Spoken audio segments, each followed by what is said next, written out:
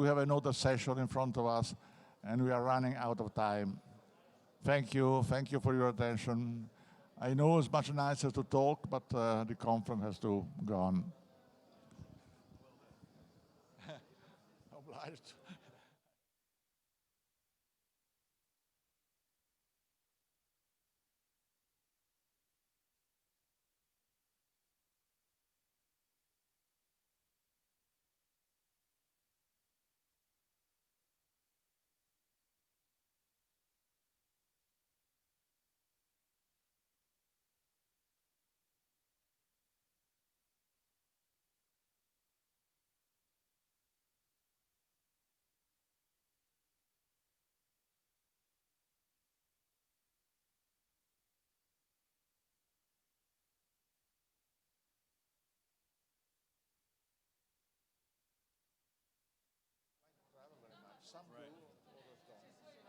Posso chiederle per favore di introdurre il signore così almeno può parlare poi?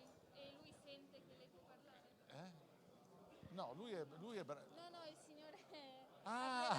non te. Scusa Giovanni. Introdurre... Lui è Majed Abdelaziz, E parla adesso. fa l'intervento speciale, sì, Sì.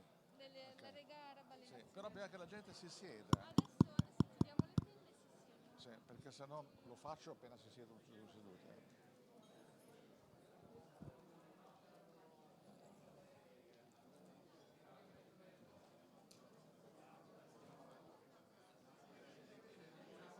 Posso pregarvi di sedervi per cortesia?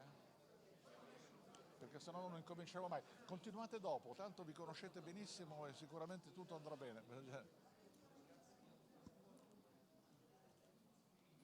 No, devo presentare questo signore che fa l'intervento speciale, poi sei tu. Sì, benissimo, mi dicono ancora 10 minuti quindi.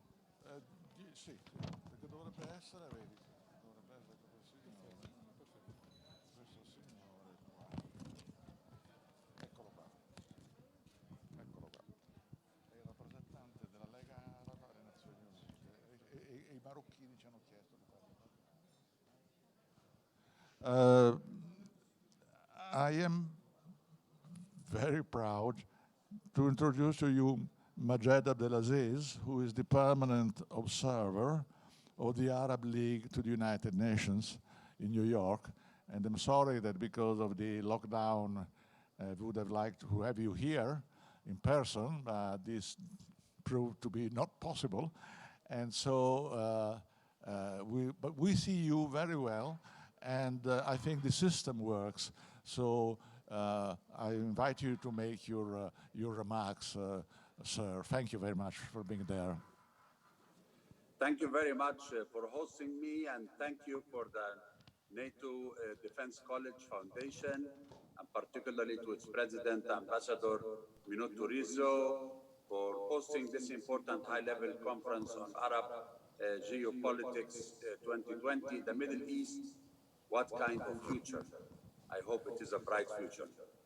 In close cooperation with the Policy Center for the New South of Morocco and its president, my dear friend, Karim El-Ainawi, I believe this conference is of paramount importance at this particular political and strategic juncture, and in view of the close interconnectedness between Europe and the Middle East on many issues that would have an impact on our world at large. My thanks also goes to Dr. Stephen Mariano, the NATO Defense College Dean and new Commandante. And I feel really flattered to be given a standalone chance to speak to you. And I would not talk to the amount of or to the level of Dr. Capel, who started the meeting today, but I'll do my best to be as provocative and as interesting in the discussion so that to provoke as many questions as possible afterwards. I believe, to start, let me say that I believe it was not just a coincidence that the Mediterranean Dialogue held its 5th edition here in Rome virtually in late 2019, shortly before the Atlantic Dialogue of the center of the new stout, which was held in Morocco. Both conferences at that time had in their leading themes the warning signs that the world is in turmoil.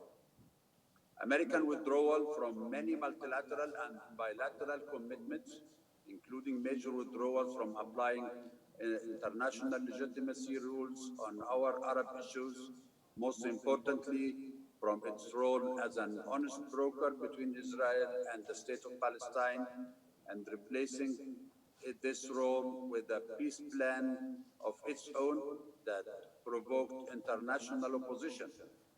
Changes in the dynamics of relations between the United States and its traditional allies in NATO and in the European Union in a manner that created doubts and uncertainty, let alone the changes introduced to the characterization of relations between the major powers, in particular between the United States on one side, the Russian Federation and China on the other.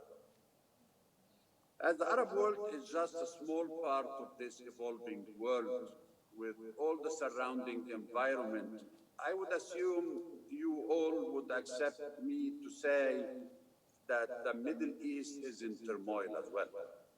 And it is really so.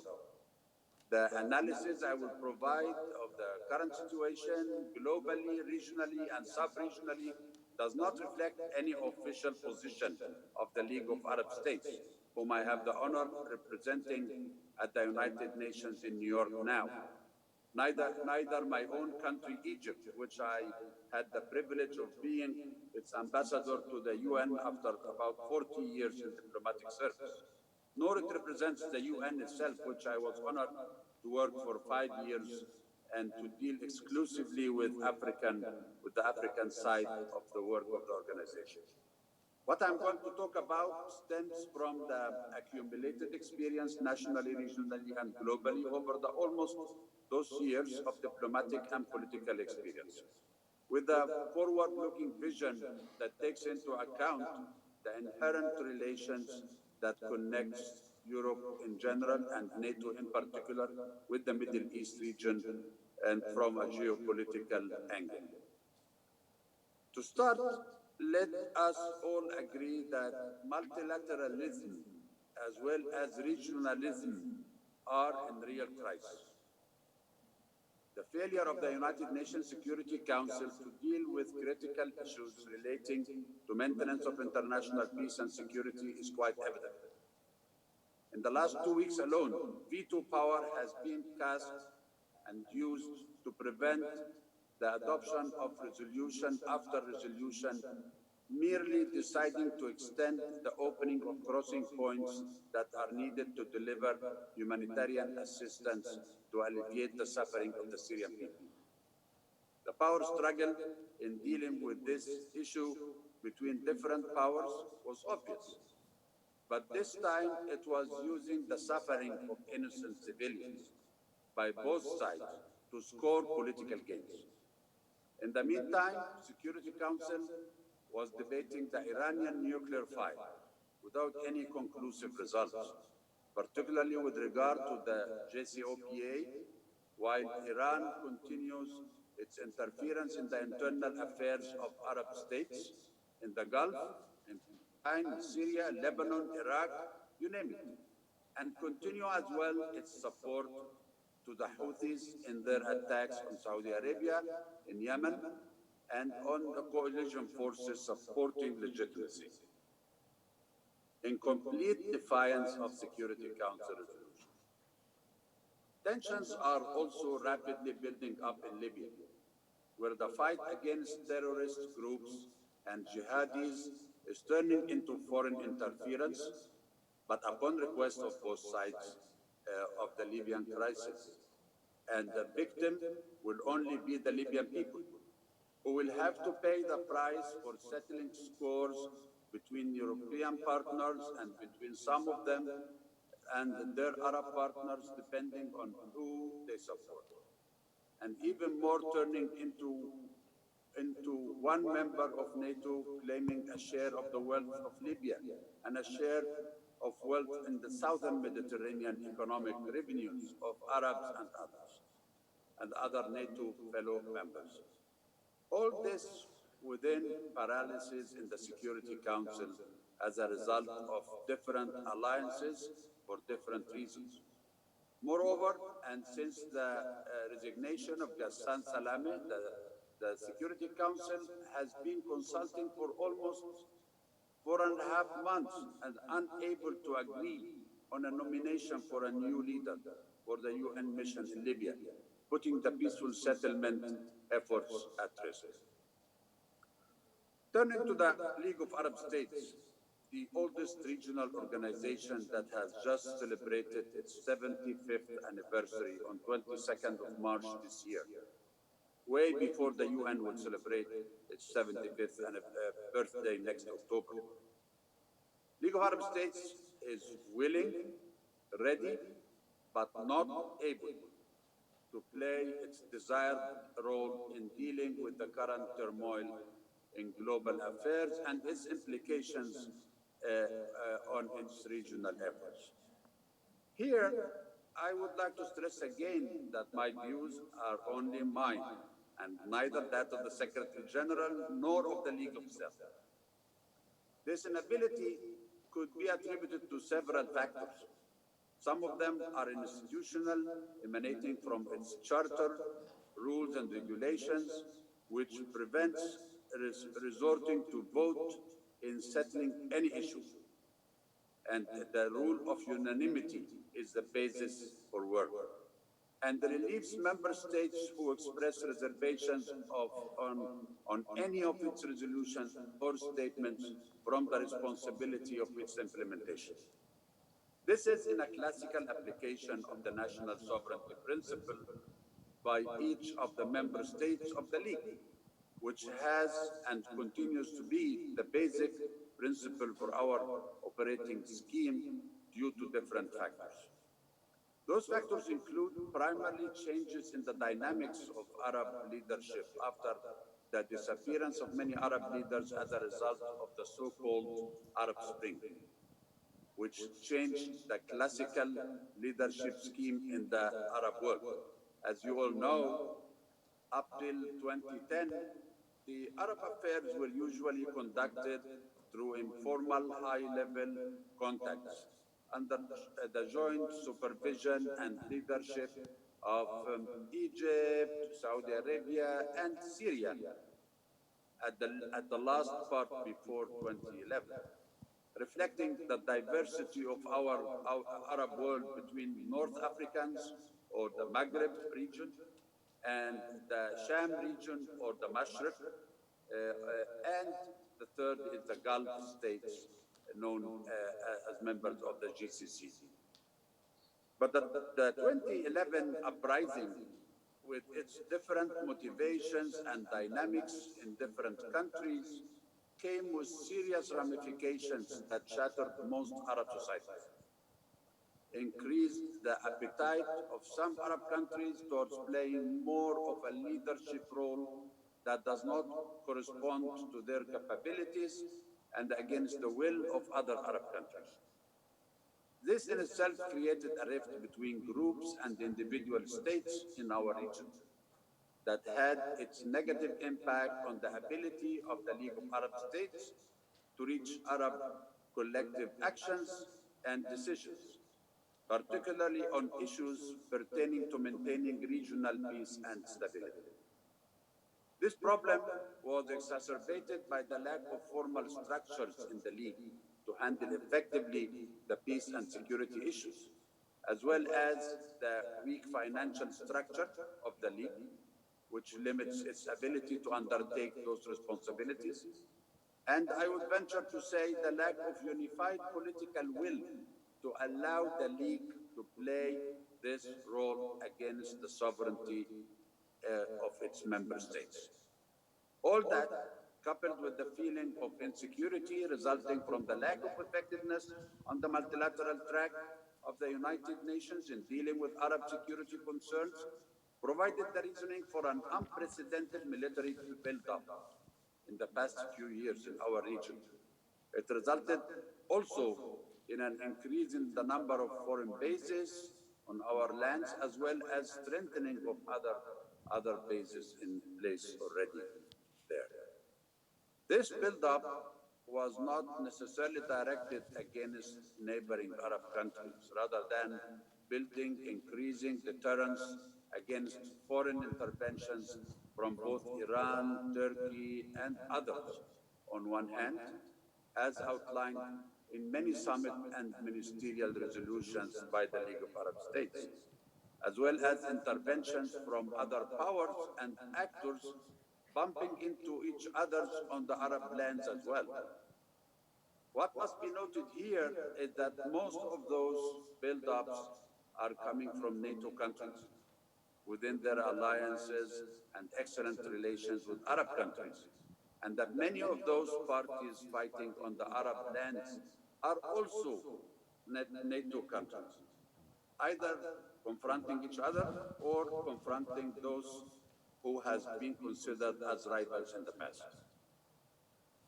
What has an impact on those developments is the lack of a clear regional integration strategy, whether at the sub-regional or at the regional level. If I turn shortly to how does the Arab world view its strategic relations with Europe and with NATO, the current turmoil and the American sudden withdrawal from many activities allowed the European Union to step in to fill the vacuum. We have seen this in much more unified positions taken by our European partners in the UN in dealing with critical issues of the Arab world in the Security Council, in dealing with the American recognition of Jerusalem, for instance, as a capital of Israel, in supporting the Israeli sovereignty, in rejecting the support by the Americans of the Israeli sovereignty over the occupied Arab Golan Heights, and in opposing the Peace for Prosperity American deal, and in opposing the plans for the new Israeli government towards the annexation of Palestinian territories. The joint European presidency of the Security Council, represented as of late by Estonia in May, France in June, and then Germany in July, represented the re-emergence of Europe as a leading factor in dealing with our issues in the Middle East. We trust that this will continue with the departure of Germany and Belgium and the beginning of the membership of Norway and Ireland in early 2021. But the question here also remains: what can the EU and maybe NATO do to help the Arab world achieve its objectives? Ladies and gentlemen, let me now turn to the question addressed to me by the organizers, whether the Arab region is in a state of strategic nuisance or strategic irrelevance. In my view, the Arab region is in neither situation. The Arab region has for long resisted reform for different reasons, but all attempts to reform the Arab region from the outside has failed. We all still remember the Greater Middle East Initiative and the Middle East Partnership Forum and many other initiatives that meant across the years to impose certain American or European reform standards and objectives on our region, particularly after the 9/11 attacks on the World Trade Center and the paradigm shift it caused in dealing with the Arab region. But in the absence of a unified reform agenda and common Arab objectives that are homegrown, every country in our region went ahead with its own reforms individually. Reforms that would fit the characteristics of its society, its governing structures, whether republican, kingdom, emirate, sultanate, or otherwise, and what exactly it aimed to achieve in the final analysis. But despite the major advances each of our countries have achieved, there is no common thread that connect all those reforms in our countries together in a way that would allow us to form the effective bloc that is capable on its own of providing regional security without foreign intervention. Thank you very much, sir. Have you much more to say? Because we No, are just... no, just the last the last paragraph. You just came on time. I'm just saying the inner difference among countries of the Arab world about who is the lead and who is not, unfortunately resulted in a situation where each country has to choose its alliances inside and outside the Arab world. And I can stop here and continue the discussion with a Q&A. Thank you very much, sir. Thank you for your enlightening remarks. I hope that you hear the applauses here from the room. I do. Thank you.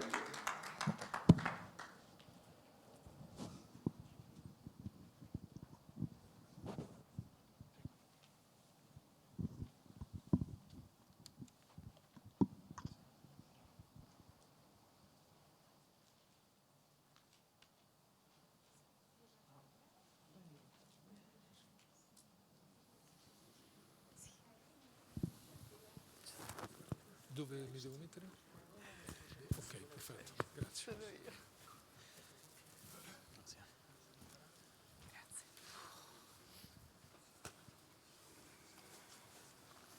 Comme tu veux, hein?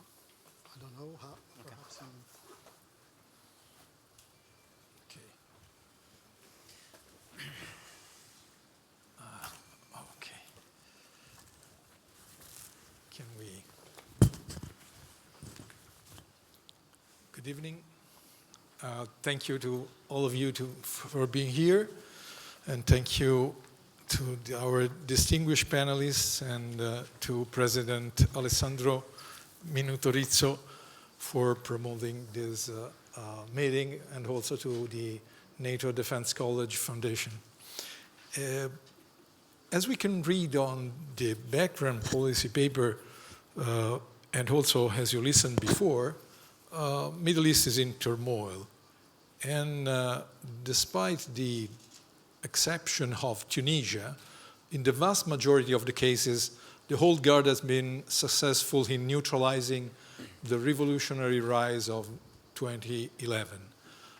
We can remember that 9 years ago, maybe the main part of us was optimistic about the possibility to improve the level of democracies in societies that were not very used to democracy.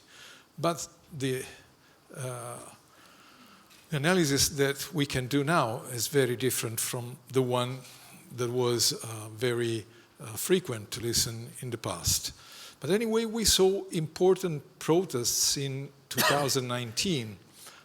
We have seen in Iran against the price increase of the oil and also of the gasoline, exactly, and also the high prices of some services. And they were, in the reality, protests against the regime. And we have protests also, different protests in Algeria, that although is not in the Middle East exactly as Morocco, but we consider in the Arab world very important. And the young people ask for more democracy and for a constitution, a new kind of political system. And we have seen protests also in Iraq against corruption, against the prices of the food, as in Lebanon. And in Lebanon also with a generational change, with young people asking to the system to be not just the multi-sectarian system that exists since decades ago, but able to represent a more mixed society. In this situation, we have also 3 wars, the worst and the longest in Syria, but another one that has been a bloody war in Yemen, and in Libya, a war different from the other ones, but that has been more similar to the Syrian one in the last year and in the last months, because it has become more than before a proxy war with different states acting inside it. We can talk about these and other issues with Mr. Robert Watkins, who has more than 35 years of experience working in political, humanitarian, development and post-conflict recovery areas. He has served as United Nations Deputy Special Representative of the Secretary General in Lebanon and in Afghanistan. And he worked for the European Commission as head of the European Civil Protection and Humanitarian Aid Operations Regional Office for the Middle East. He was based in Amman, but he was covering a larger area. Then we will listen Mr. Brahim Humansur, who is consultant in geopolitics and global strategies. He is an associate research fellow at the Center for Arab and Mediterranean Studies and Research at the French Institute for International and Strategic Affairs, where he currently lectures as an expert in global strategy. With them, there is also Sofia Barbarani, which is a journalist, with a focus on conflict and humanitarian reporting in the Middle East. From 2013 to 2016, Sofia Barbarani was based in northern Iraq, and she will talk about it, and she reported also about the rise and the fall of ISIS or Daesh in Syria. Then there will be connected with us Mohammed Lalishki, a senior fellow at the Polity Center for New South and before a Moroccan diplomat. You can see on the screen. And he has been ambassador of Morocco in 3 countries and then to United Nations in Geneva and New York, as well as president of the Security Council, temporary president of the Security Council of the United Nations. And Ambassador Lalishki has been also president of the Counterterrorism Committee of the Security Council. I would begin with Professor Watkins, and one of the issues of our debate will be the relationships between the military and the civil society. Of course, we have different kinds of military forces in the Middle East and different society. But what can you explain these relations? How are they evolving or being in an involution in this historical phase? Thank you very much, Maurizio. Welcome, everyone. I was asked a question for this presentation in the relationship between the military and civil society. And the question was, is it more of the same? And so I can sum up my presentation in one word. Unfortunately, I'm the pessimist, and I will say yes. The optimist in me would say yes for the time being, but I hope, like Mitch, that this is part of a long path, perhaps, but a path that is leading somewhere positive. I think I would like to make 6 points. So I'll make it very simple for everyone. Just 6 points that I would like to speak about in the short time that is allowed to me. First of all, about the nature of the changes in the relationship between the military and civil society throughout the MENA region. Of course, you're all very familiar with the MENA region, and you know it's an impossible question to ask because it's such a diverse region, and what has happened in Turkey is different from, so much different than from what is happening in Iraq and so on. But that being said, there have been a number of common threads throughout the region, this very large and diverse region, a number of common threads. And I think that the most important change that we have seen in the last 20 years, that is the 20 years of this century, is the proliferation in the number of people and organizations and groups involved in security. We are no longer dealing just with militaries and security services and intelligence services and so on. There has been an increase, a rapid increase in the number of power brokers, whether they be sectarian-based or ethnic-based or tribal-based, whether they're transnational jihadist groups or transnational criminal groups or non-state armed groups. The multiplicity of the actors has complicated the relationship between the military and civil society hugely. It has never been an easy relationship in this region, but now it has been extremely complex. The second point I would like to make is that, well, these new security actors complicate the situation. It's not a new phenomenon. There have been parallel security organizations created by powers in the Middle East and North Africa region for centuries.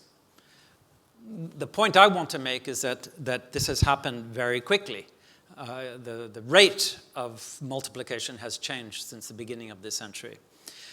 Leaders in many countries created new security agencies to spy on the other security agencies and to keep a multiplicity of security poles to ensure that not one became more important than the other, as a way of maintaining power and protecting themselves from any kind of overthrow of their government. And what we used to see is that these state leaders were creating these, but now we're seeing the reverse. It's the growth in these new organizations which are creating from the bottom up rather than from the top down. The third point that I would like to make is that militaries in the MENA region have always been at the center of politics. It is not a new phenomenon.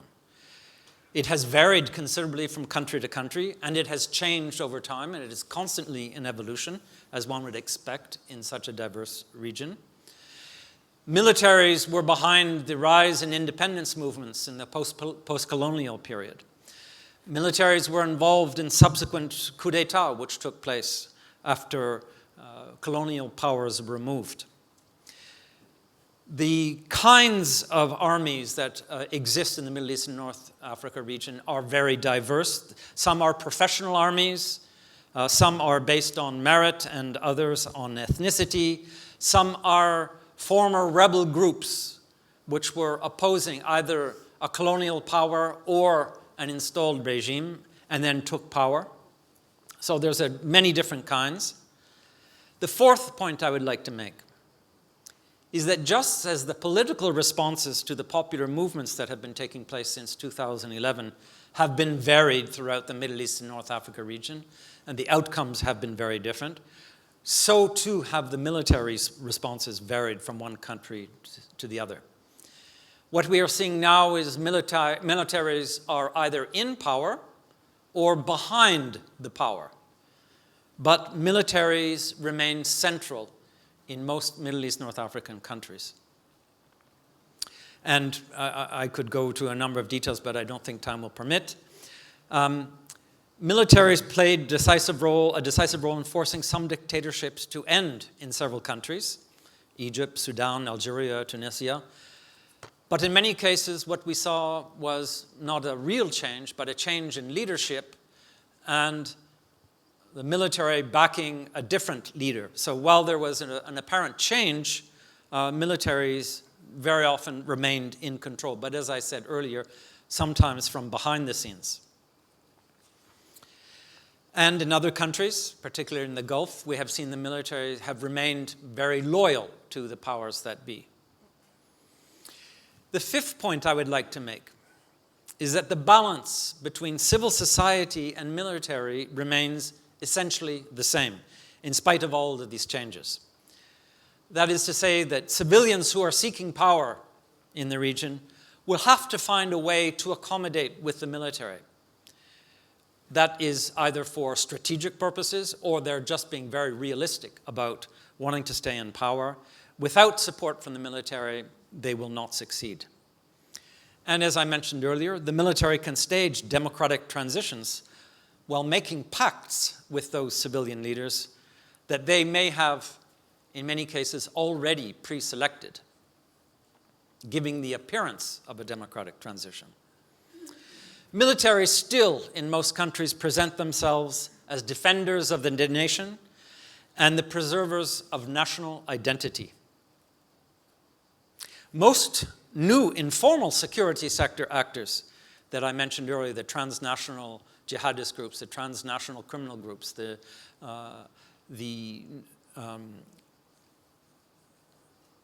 NASGs, the non-aligned state groups, they are very different from the military in that they very often do not even pretend that they are going to be providing the kinds of services that a military normally provides in other societies. The sixth and last point that I would like to make is that the COVID-19 pandemic may provide a very important opportunity to quietly quell popular protest movements without resorting to outright violence. We have seen that not only in the Middle East and North Africa region, but around the globe with authoritarian powers. That COVID-19 has been an opportunity for militaries to reimpose their will without an overt kind of support of one leader or overthrow of one regime or another. In my conclusion, though, I would like to say that the COVID-19 pandemic provides a more optimistic opportunity for the relationship between the military and civil society. We have seen in many countries that the pandemic has provided opportunities to improve civil-military relations by allowing the military to carry out tasks that are not normally associated with their mandated roles and responsibilities. We have seen it provide an opportunity for the military to present itself not just as the enforcers of rules, but as the true protectors of the population. They can ensure stability when political leaders may be coming under attack by the population and there is instability in the country. I can think of most recently of the case of Lebanon, where in the case of political instability in the country, the military provides a reassurance to the population that stability will be maintained at all cost. The military in the pandemic can provide information dissemination, that is to counter disinformation. It can provide analysis and assessment of infection rates. It can provide technology to maintain social distancing, can provide testing, contact testing, etc. So that's the positive side of what the military can do in a pandemic. But other points that I would like to conclude with, I mentioned about the accelerated proliferation of the number of security actors. And as I said, I'm rather pessimistic. I believe they are here to stay for the near future. Events since the protests of 2011 and 2019 have definitely reconfigured military structures, but the principle remains the same for the most part, i.e. the military as the inescapable power. The way in which military power is exercised is, however, more subtle, and there are fewer overt coups. They prefer to stay in the background. Professional armies under civilian control have been attempted and have had mixed results. And I think this is the final concluding and perhaps the most important remark that I would like to make in conclusion is that for all of the countries in the region, so long as there is continued weak political and governance institutions, civilian control over the military will be difficult to achieve. Thank you very much. Thank you very much. Thank you very much. While Robert Watkins was speaking, I was thinking that in the Syria of the president Hafez al-Assad, not Bashar, the secret services were 8 different secret services. Now we can imagine that they are more than 8 acting in the same territory, considering the actions of the foreign states that are in the Syrian territory.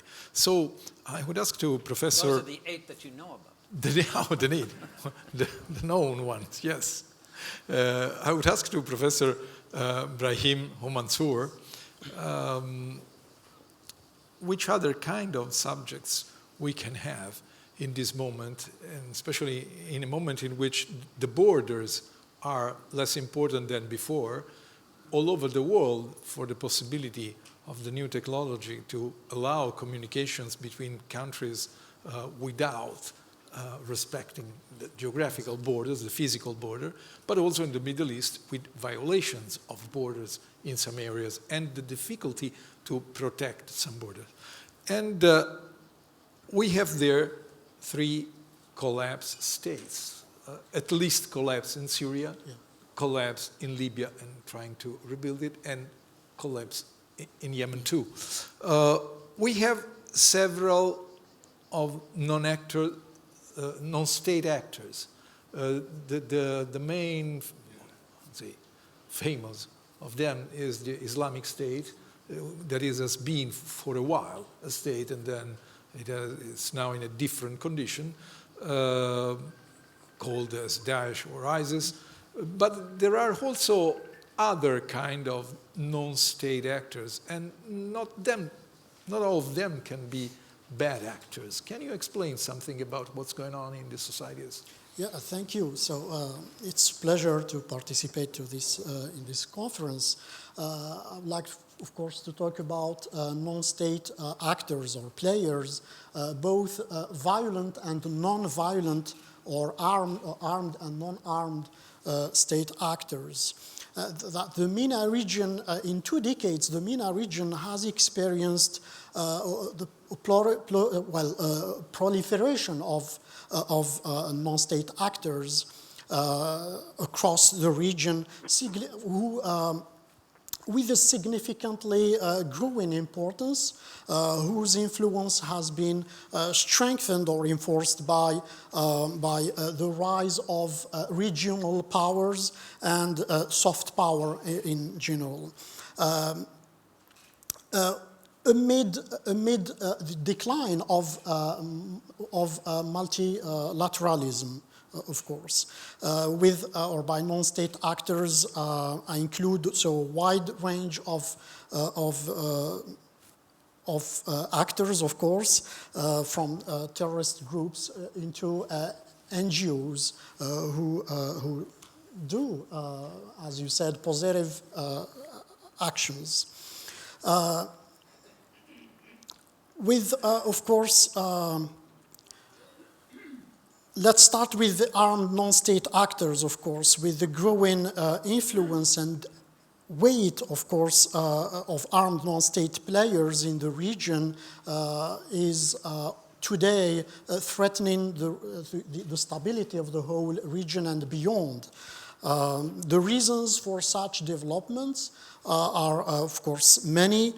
Political instability, mainly triggered by the uprisings to 2011 and the second wave of uprisings, states' fragility, economic and environmental drivers that led to conflicts, intra-state conflicts and interstate tensions or conflicts that are exacerbated by foreign state players or foreign players, and arm transfer into battlefields. Of course, the increase in hegemonic competition within the region in order to extend states' influence or secure resources, mainly oil, or for even strategic reasons. For this category, of course, I include armed rebel groups, civilian militias, civil defense forces, terrorist groups, criminal organizations, and also private military companies who are more and more present in the region, mainly in conflict zones such as Syria and Libya today. Of course, the use of military intervention, foreign military intervention in Iraq in 2003 has triggered the fall of Saddam's regime and a rise in arms transfer from state to non-state actors. Both from Saddam's regime, of course, both from Saddam's military weapons and from outside, from neighboring states. This helped the rise of ISIS, of course, and other militias in the region.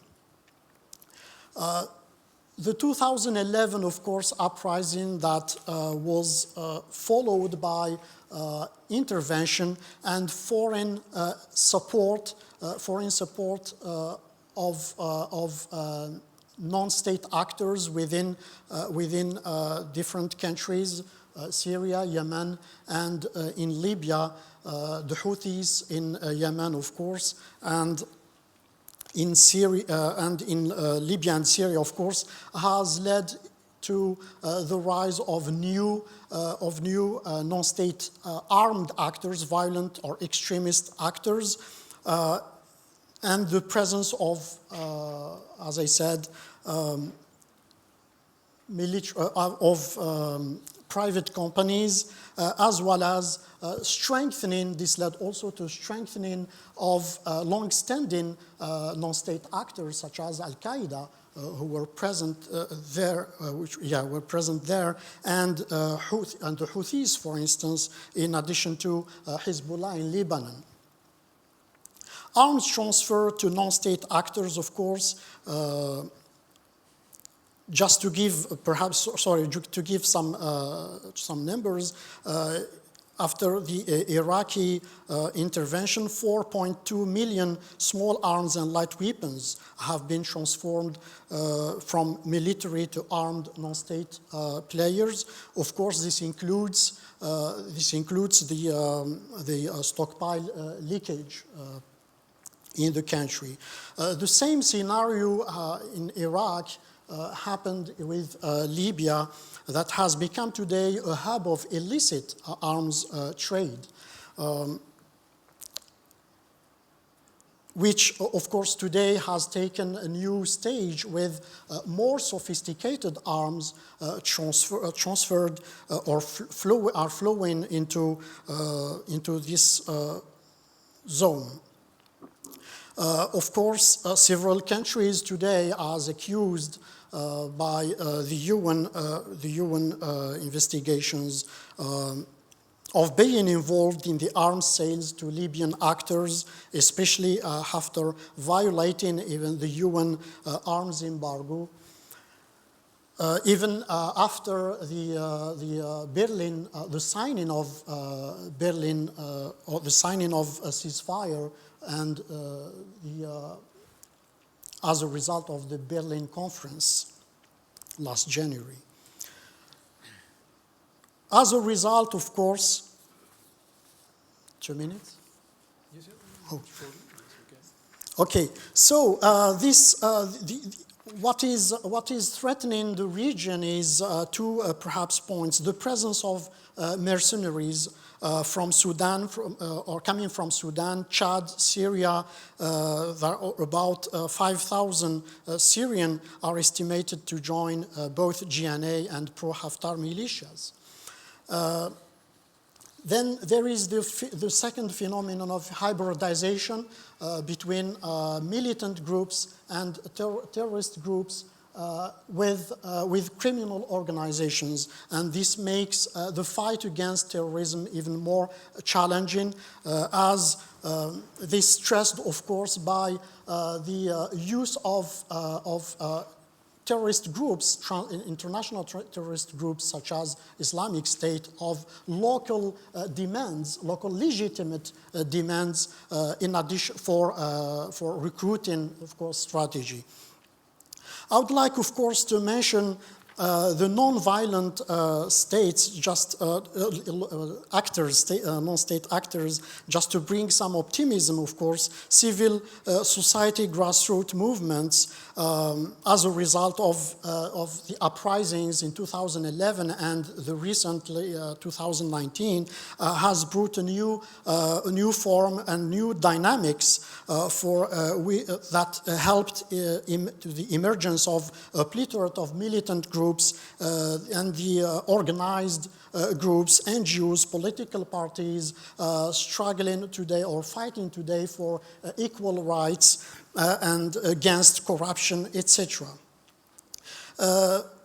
This, of course, has brought, of course, the civil society as a new actor within the political landscapes in this region, mainly in Algeria, Sudan. That, of course, this led to the ouster, or to press the military to oust Bouteflika in Algeria, Omar al-Bashir in Sudan, and many resignments in Lebanon, Iraq, etc. Civil society, of course, today, or the factors that led to this new actors or non-state actors is the presence of new generation, mostly young, more educated, then widespread of new technology. Today in the Maghreb region, we have 107% of the presence of smartphones. And in Algeria alone, there are 25 million Facebook accounts, which is very interesting in terms of opening this region into other regions, into the world, and what is happening in the world in general.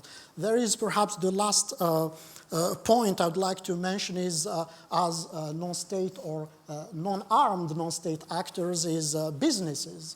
Businesses, the case of Civital Group, the Algerian Civital, private Civital Group, is worth mentioning as a success story, because this group, which started as a national business, of course, today employing about 20,000 Algerians, has become multinational since the group has bought several European companies, such as the French brand, the French company brand, and the Italian steel maker Lucchini. So this perhaps is material for reflection for new forms of cooperation and new dynamics in terms of cooperation between the South and the North.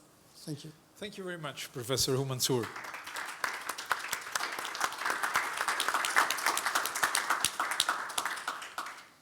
We read a lot and we listened a lot on TV and radio in last January about the murder of the Iranian General Qasem Soleimani that was in Iraq, and it was killed by American forces.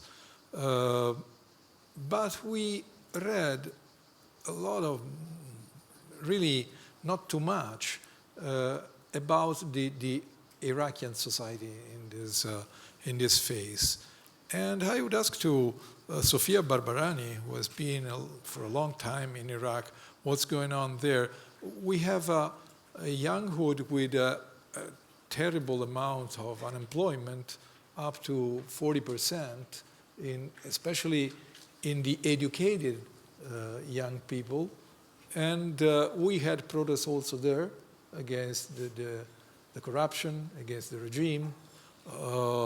As we know, not all the processes are genuine or positive necessarily. It depends on the case and in the moment. And price of goods had an increase also there. What's going on in that society? In this place with less than 40 million inhabitants, and also several states with their hands there. Well, let me start off by saying that there's been a lot of talk about optimism and pessimism today, and personally, I'm definitely for optimism. And perhaps it's because I'm focusing primarily on civil society, and therefore I've looked a lot at at Iraqi youth and their role within the protests over this past year. And having also been there and covered it for 2 months and speaking to them, that gives me a lot of positivity. When we talk about civil society in the Arab world, we also have to consider that we're looking at a form of civil society that exists under often exists under very incredibly difficult circumstances, whether it be sanctions, whether it be war, whether it be dictatorship, occupying forces, you name it. And often a question that comes to mind is whether a healthy and functioning form of civil society can, in fact, exist under such tremendous strain. As an optimist, I say yes, it can. And looking back over the past decade, I would argue that actually Arab civil society has grown and it thrives. It has thrived under these circumstances and in spite of the tremendous challenges that they faced. Perhaps they haven't been as loud as the slightly more pessimistic parts of society. I think we mentioned earlier in the previous panel that usually these are the more silent ones until finally one day you realize that they've actually made a huge change.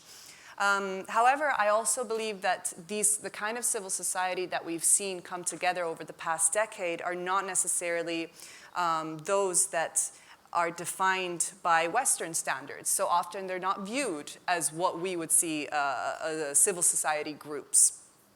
To quote very briefly a professor from Temple University, Sean Yom, he said of the so-called Arab Spring, it came from the realm of informality, from everyday citizens who, linked by technology and united by common norms, managed to challenge their dictatorial status quo. And this brings me to Iraq, which is what I would like to focus on. To me, Iraq is a prime example of an Arab country that has informal and sometimes messy, but functioning civil society organizations. If we go back to 2011, when the so-called Arab Spring was happening in the rest of the region, it kind of came and went from Iraq and didn't really leave particularly tangible consequences. And many questioned whether an Arab Spring, a revolution, would happen in Iraq. But fast forward 8 years to October 2019, and as I'm sure we all remember, tens of thousands of Iraqis organized themselves to went from online to, as they say, in real life. They demonstrated against what they viewed as the unfair dismissal of a beloved lieutenant general who had been a key figure in retaking Mosul. However, the dismissal of this lieutenant general was just the tip of the iceberg. And of course, as we've seen from October 2019 until actually last night when new protests erupted in Tahrir Square, these demonstrators have more demands. And so by November 2019, what until then had largely played out online came to life in the streets, and especially in Tahrir Square, which became the epicenter of the demonstrations, and I would argue the epicenter of what is today in Iraq, the epicenter of the Iraqi civil society today. Protesters called for the dismantling of the country's political system, and soon, surprisingly, at least for myself, the prime minister had resigned. But, of course, there was criticism. Much of the criticism aimed at the Iraq protests was that they were leaderless, they were scatty, they were confused in their aims.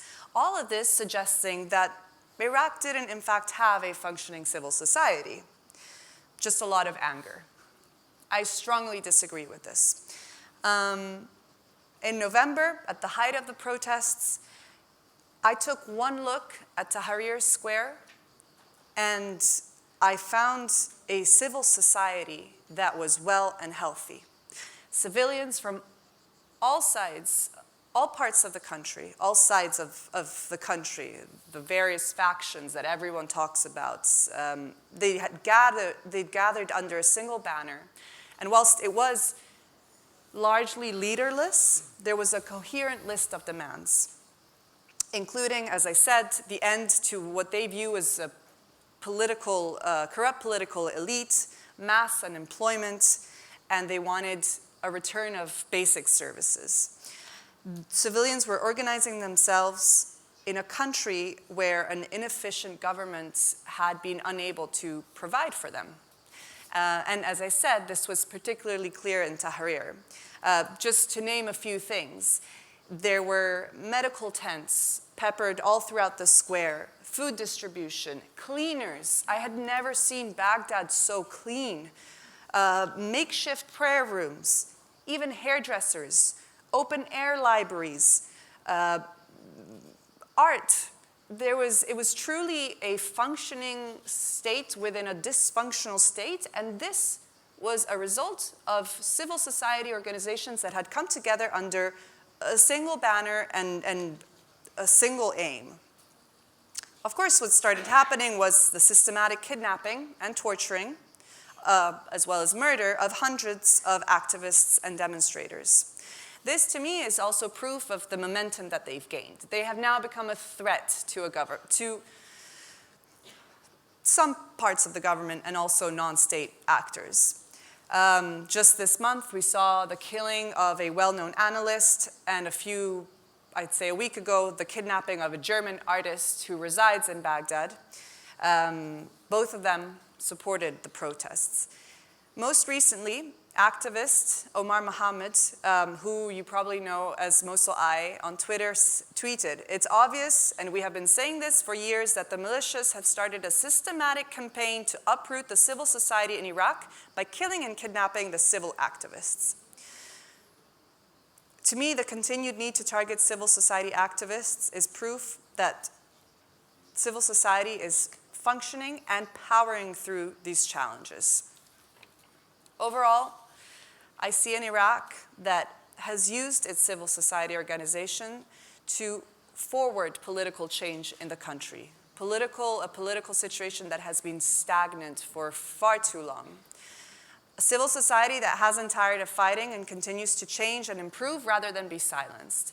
And just to finish off, I would say that going forward, it would make a huge change, and it's incredibly important for the government to start engaging with these young men and women and actually including them in the dialogue. It's also important for the international community when dealing with Baghdad to remind them of the importance of the civil society organizations if the country is to go forward.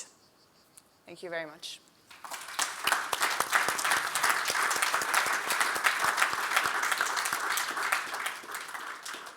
Thank you very much to Sofia Berberani. There is a country which is very close to our country for the link that we have between the population, and is Morocco. And I would ask to the Ambassador Lulinski, that is connected with us from Morocco, what has been in his country the impact of the COVID-19 pandemic, and what social and political consequences it can have. Good afternoon. We don't listen? Unmute, please. He's muted. There is maybe... Thank you. Okay. For the NATO Foundation for the invitation, and I'm extremely happy and pleased to join the other panelists in this important conference. My presentation, as you mentioned, will focus on how Morocco, as a government and as a society, manage the COVID crisis and what are the prospects of their future relations of post-COVID environment. But to do so and for a better understanding of these dynamics, I would like to recall just for 1 or 2 minutes the main features of post-Arab Spring Morocco. You remember that after, in the middle of the Arab Spring, His Majesty took the initiative to adopt a new constitution by referendum, holding immediately elections that brought to power a coalition government led by the first party who came in these elections, the PGD, the Party for Justice and Development. These initiatives contributed to the consolidation of a reform that have been adopted since 2000 in terms of consolidating human rights, social justice, eradication of poverty, empowerment of women, and more better economic and social policy. These reforms favored the emergence of a very dynamic civil society whose actions covered the main topics on the international agenda, i.e. Promotion and protection of human rights, sustainable development, environment, and promotion of and empowerment of women and the youth. Despite efforts to build infrastructure, to attract investment, to modernize the country,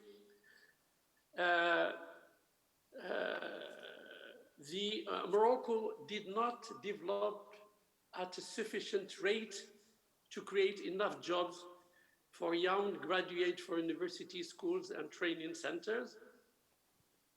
And it is mindful of these shortcomings that the king in October 2017, and I think this preempted this crisis of COVID-19, the king decided that to create a commission to think about a new economic and social model for Moroccan society, already in October 17. It is in this context, but also in this slow recovery from 2008 crisis and the regional instability due to the conflict in the Sahel, but also in Libya, that Morocco was hit, like the other countries, by COVID-19. I will focus on only 3 points given the constraint of time.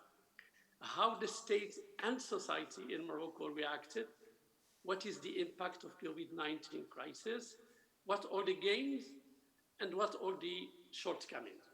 And I will begin by how the government managed the crisis.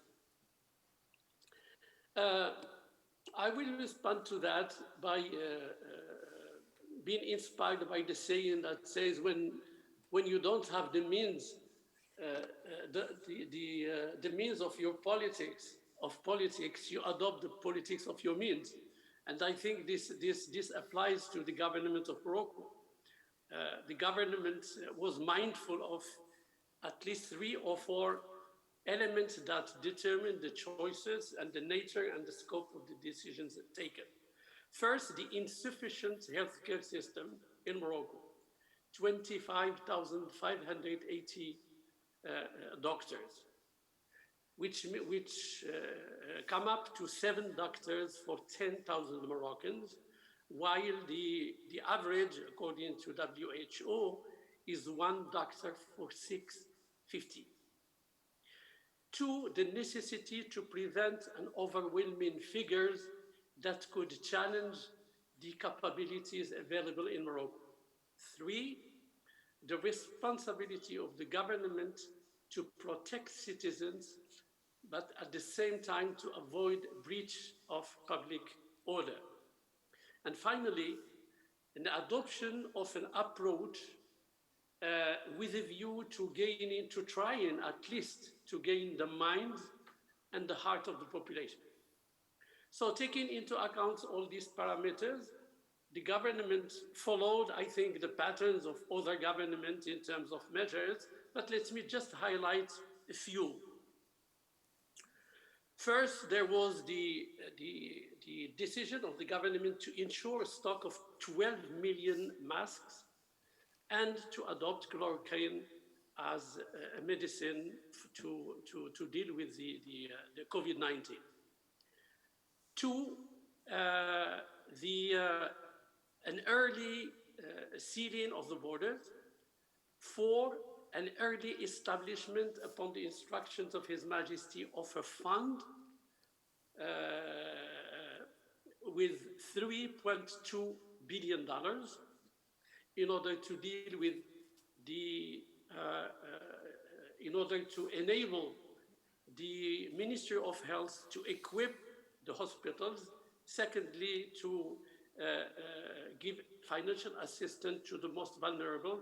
And three, to assist those from enterprises and companies that were hit painfully by the COVID-19.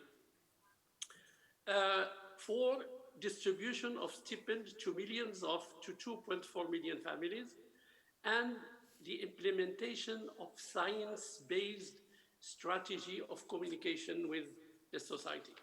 These measures of protection were also extended to the migrants and refugees who were residing on the Moroccan soil. What was the impact of this policy? Definitely, and like in other countries, COVID-19 reinforces the powers of the state. Two, the crisis revealed and highlighted the necessity for the government of Morocco to prioritize health, education, inclusive safety nets for the most vulnerable, and job creation, particularly for the youth, in addition to more empowerment of women. Now, what if we know that it's too early to make an assessment of the positive and the negative, but let me just try, based on the indications so far that are almost right. First, in terms of gains, there was this show of solidarity, of consensus that has never been experienced since 1975, where we had the Green March for the return of the Saharan provinces to Morocco. Second, an active role of civil society organization in discussing, addressing domestic violence, e-learning, combating illegal increase of basic goods, distribution of financial assistance to the needy among the population. Four, attention paid to the most vulnerable who benefited, as I mentioned, from financial assistance.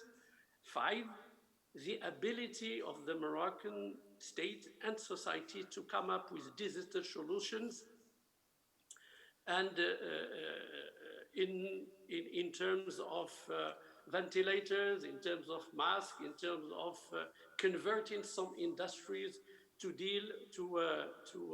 enable Morocco to deal with the consequences of COVID-19. And finally, the deep awareness of both the government and the society to work towards a new social contract,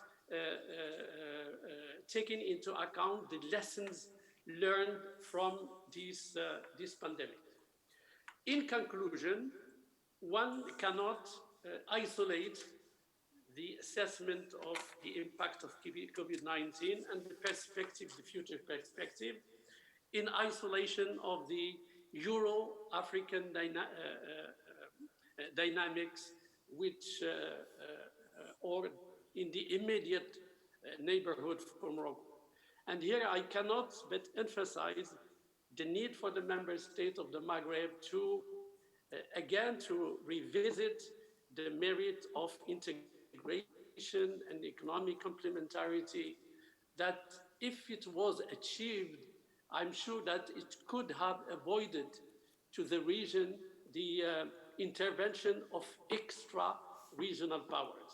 Secondly, I would like to echo the remarks made by Mr. Karim Ainawi right in the beginning of this conference on the necessity of rebalancing the North-South relation through the Mediterranean. There is a link, there is an intimacy, there is complementarity between Europe and Africa through the Mediterranean, and there is a need for this new Europe that is emerging to build a renovated and partnership that will have the ownership of both Europe and Africa. Thank you. Thank you very much, Mr. Ambassador Lulishki.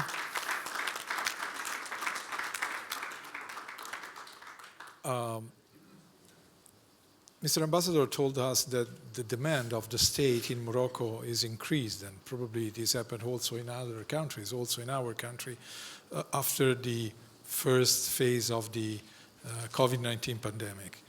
I would ask to all our panelists very shortly, in 1 minute, if they can answer to this. Of course, economies will be weaker than before after this virus spread in our countries. And of course, the action of some states will be more consistent in the Middle East. And I'm talking in particular about China and Russia. Do you think that it will open the doors for an increased influence of these countries in the area, this phase, or not? Do you think the pandemic will facilitate the aftermath of the pandemic? Yeah. I think we're already seeing that taking place. I don't think we're going to have to wait to the aftermath. I think the process has already started. And particularly with China. China has been extremely active in promoting its interests. As you know, there's a bigger plan, the Belt and Road Initiative, which has been undertaken, which has been put in mothballs, more or less temporarily, at least until the pandemic has passed. But China is still very actively encouraging stronger economic ties particularly with countries that have been severely affected by the pandemic. We've seen that in Pakistan, for instance, a number of African countries.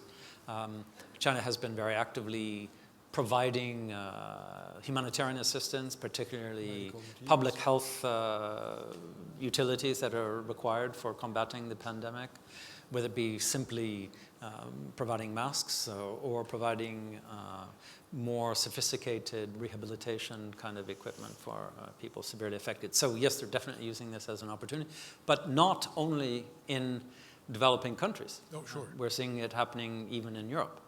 And I think every country is watching very closely how that develops. Thank you very much for this reminder. Professor Humansur. Yes, I think, of course, the pandemic today has weakened the whole region, both oil exporters and non-oil exporters.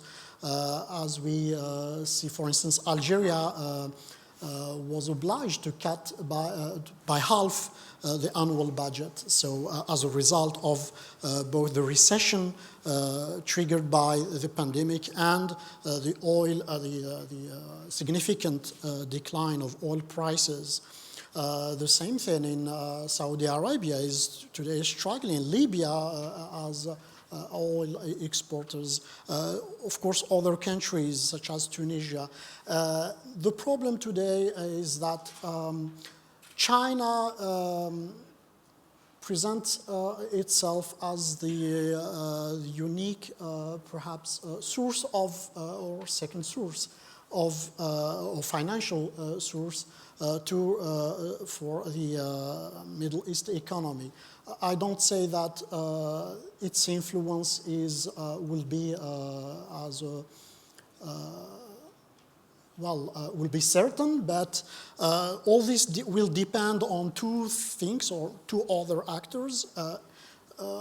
It will depend on the cooperation, the extent of cooperation within or between Middle East countries. Of course, we know that some countries have more ability to cope with the pandemic and even help other regional states. It will depend also on the European Union, for instance, which has closer cooperation with the for instance, southern states or with the Middle East in general. Thank you very much. You're welcome. Sofia Barbarani?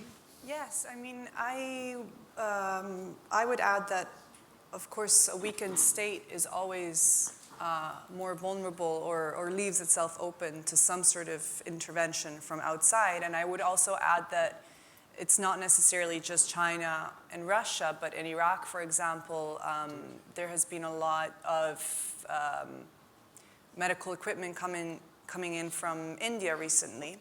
And also on the flip side, I would say that what's worse, too much soft power, too much intervention and help from outside versus none at all. For example, in northeastern Syria, where it's largely ruled by the Kurds, they're currently completely isolated from receiving any kind of support, both from NGOs as well as the international community in terms of help for the COVID crisis. So there's that flip side as well. Thank you very much for reminding us also this, that it's very important about the Kurds. And Ambassador Lulishki? Yes. Well, I would say that China did not miss.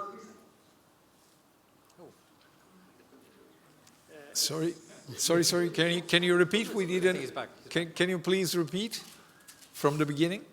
I think that China did not miss the opportunity to practice its medical soft power, not only with African countries, but also with European countries and other countries. Second, I think that with the consequences of COVID-19 and with the temptation of all countries to look into their own national interests and produce nationally, etc., there will be a shortage of development assistance. And so far, China has always been responsive to assistance for development. I think everything will depend, as far as our region at least is concerned, of what Europe will offer. As I mentioned before, if there is a renewal of partnership, revitalization of the relations between Europe and North African countries and North countries in general, I think the countries will have alternatives to diversify and to complement their policy of cooperation. And last but not least, I think a lot will depend on what will happen after the elections in the United States. If this competition, harsh competition, continues between Russia, between the United States and China, it will definitely have an impact as far as this is concerned. And maybe I said last that it was the penultimate last. I think COVID-19, I think one cannot but notice a development of South-South cooperation. Countries like Cuba, countries like even Venezuela, countries like Indonesia, Malaysia, Morocco, lately sent to 15 African countries some assistance for combating COVID-19. Do not forget that China considers itself as a developing country because it is still member of the G77. So if you add India to that, I think South-South cooperation was also considered the management of COVID-19 and even the perspective of what will come out after the end of this crisis. Thank you very much, Mr. Ambassador. I don't know, we have time for 2-3 questions. Thank you very much. If you can say who you are. Thanks a lot. Ambassador?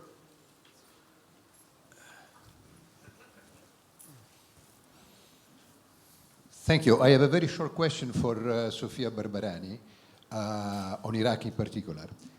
What is your view about the role and the action of the new Prime Minister, Kadhimi, and what is the attitude of the street toward Kadhimi? Because as you said, the protest made the resignation of the former Prime Minister, and now you have this new figure who is supported as usual both by the United States and Iran. Yesterday he was in Tehran. In a few days he will be in Washington. So what is your view about the new course of the present government of Iraq? Thank you. Thank you, Mr. Ambassador. Should I answer? Yes, answer. Yeah, that's a great question, actually. And as I mentioned earlier, last night, there was a new wave of protesters that took to the streets. And they were essentially saying, there's been a change in Prime Minister, there's been no change in policy. So he campaigned, or not his campaign, but his line was very much pro-protesters. Initially, he hasn't been in power long enough, I think, to make any substantial change. But so far, it seems to me like he's being quite weak, particularly when it comes to dealing with outside forces or neighboring countries like Iran and their militias on the ground.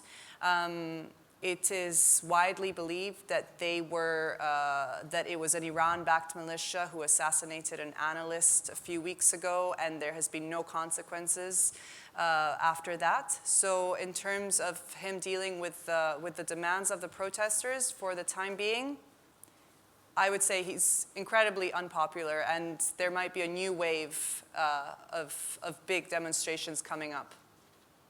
Thank you very much. Another question? There was some, okay.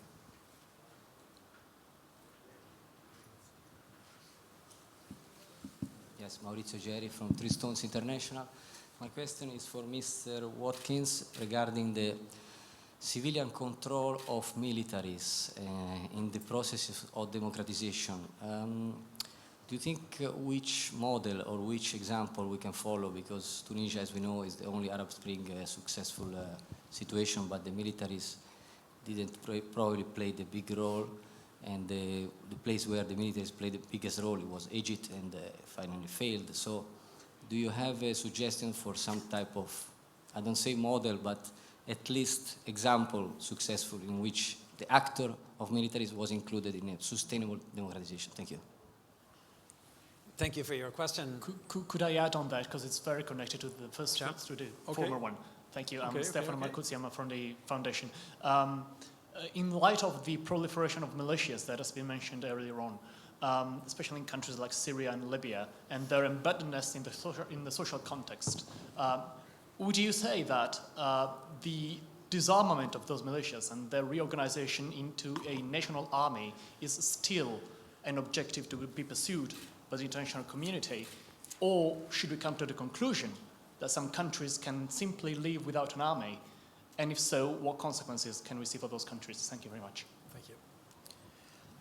Thank you very much. Two very tough questions. And as I said, I'm a bit of a pessimist, so I'm not painting a happy story in terms of the near future.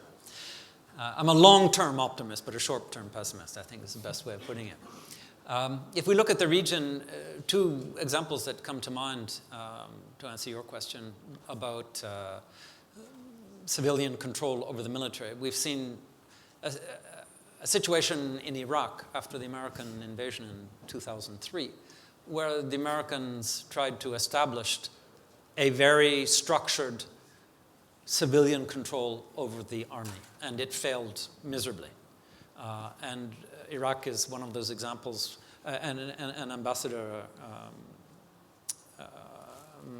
Makdaz, who was speaking previously, spoke, I think he said it very clearly, that you cannot impose change. You can provide examples, you can give suggestions, but change has to come from within if it's going to be durable. Imposed solutions always fail. And I think Iraq we use as a perfect example of how that can fail. So there is indeed not one model, and I think that was another point actually that he made. There's not one model of how civilian control over the military can take place. There are different pathways. Tunisia, you mentioned, is one of the examples where there's some hope for a strong civilian control over the authority. And I think it's working on the governance institutions, which I said in my conclusions. It's never going to happen unless there's not a real reform of the governance institutions. And you can look particularly at Parliament, the role that Parliament can play in terms of putting into place controls over the budgets. There's accountability within the security services. And Tunisia is certainly moving in that direction far faster than other countries that have undergone this revolution. There are many countries like Morocco which didn't undergo a revolution. It was more of an evolution. And those fundamental controls are being put into place slowly but surely. And great progress has been made there as well. So in the short term, not very optimistic, but hopefully if there's a concerted effort to help countries develop their own civilian control methods, then there could be some progress. Is disarmament still possible?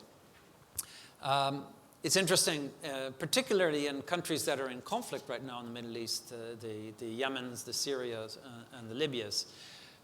I think most countries that are realistic about how that can develop, it's not very likely that there's going to be the kind of classic DDR that we have talked about before, disarmament and demobilization and rehabilitation.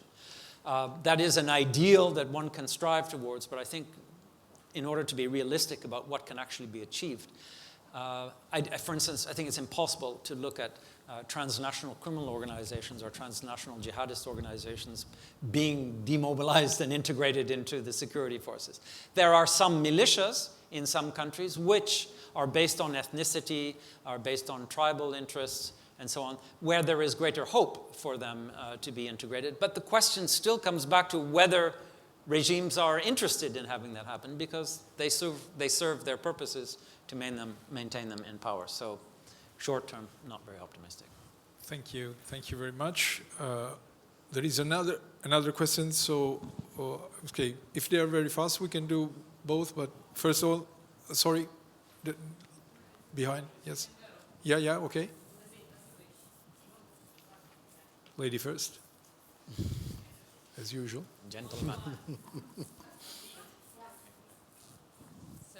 Good afternoon, and thank you for your very interesting remarks. I'm Francesca Sterze, and I'm a freelance consultant, and I am a member of Women in International Security Italy. Since this panel is dedicated to civil society issues, and this question is open to all panelists, actually. We have no time for all someone whoever will answer, wish to someone will answer, but not all. Yes. Oh, yeah, I mean. Just for the time. I just wanted to ask your opinion regarding the progresses in the implementation of Women, Peace and Security Agenda in the MENA region, since this year also marks the 28th anniversary of the resolution 1325. Thank you. Okay, and the last one.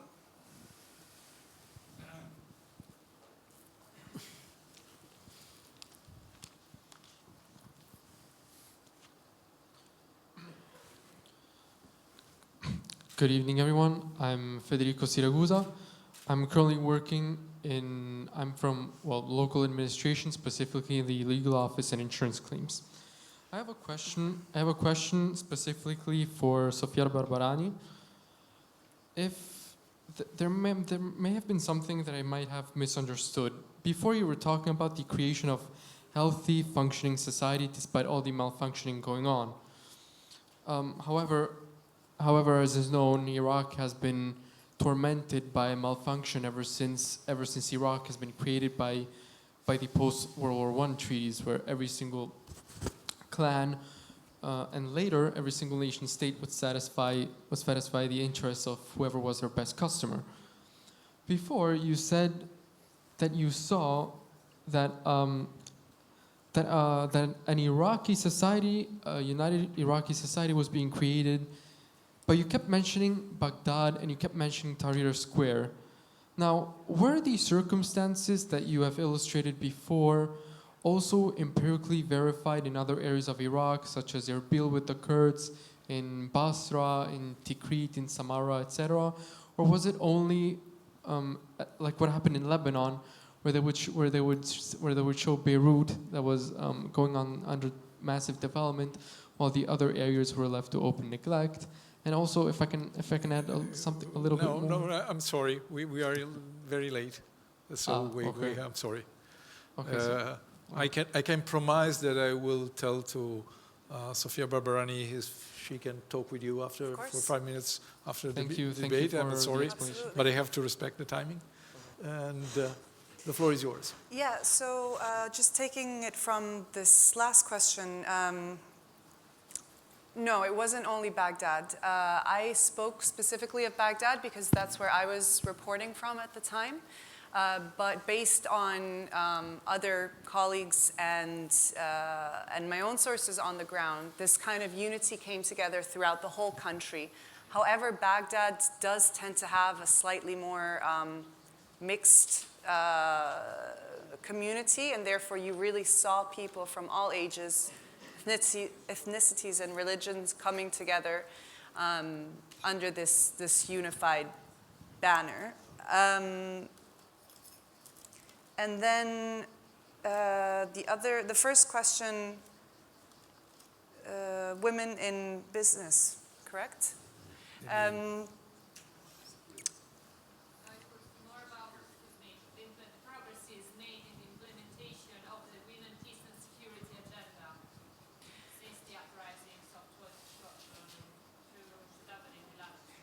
I think maybe more of a North Africa answer might be best than Iraq and Syria. I would... You can. I can say something if you wish. Huh? I would, pass it on to... You will... No, I don't have to anyone else? Yeah. I could make a comment. Yeah, okay. So what are the chances of the Women, Peace, Security agenda being furthered in the Middle East, North Africa region as a result of the uprising? Well, I would say a lot of progress has been made. And Sophia mentioned in Iraq, for instance, that there has been a great growth in civil society organizations. And I think that is, in general, true for the entire region, that there has been a great resurgence of and recognition of the importance of civil society organizations in general terms. But I think that's the most important starting point, because women are part of that process. And there has been an enormous increase in the number of women or women-based organizations. And particularly, this is the second point that I make, that particularly when it comes to mediation. And I have seen in the work that we do in Yemen and in Syria and in Libya, women are getting much more involved in mediation process because there is a far greater recognition of the importance of that inclusivity of women in particular, and of youth groups. So we get around from the stereotypes of male-based negotiations. The importance of women mediators has been highly recognized. There's an enormous way to go. I don't want to give a rosy view of that, but I think important steps have been made, and that comes within the package of greater civil society organization representation. Thank you very much. Thank you very much to all of you and for your questions, and to Ambassador Lulishki, to Sofia Barbarani, to Professor Mansour and Robert Watkins. And thank you very much for reminding us the importance to support Tunisia, and his successful or not unsuccessful experiment after 2011 in trying to improve the democracy. Thanks a lot. And thank you to Marco Belpoliti, Director of the NATO College Foundation, and to Federica Lollo and to all the staff. Thank you very much. Have a good evening. I would like to say just a few words, thanking, of course, the panel, it's very, very good, but also to think that we are at the close of our works. After all, it has been a long day, longer than we thought in the beginning, perhaps, just because maybe of the heat, I don't know. The discussion, to me, I am a very difficult person, even with myself. I think the discussion was very good. Very good. We have good moderators, Claire, of course, you, and good speakers. Topics, I think they were interesting, and we knew something new. I didn't know much about Iraq before, in that respect, for instance. And so I hope they have enjoyed the afternoon, and I wish a very good evening to everybody. And we close the conference. Thank you very much.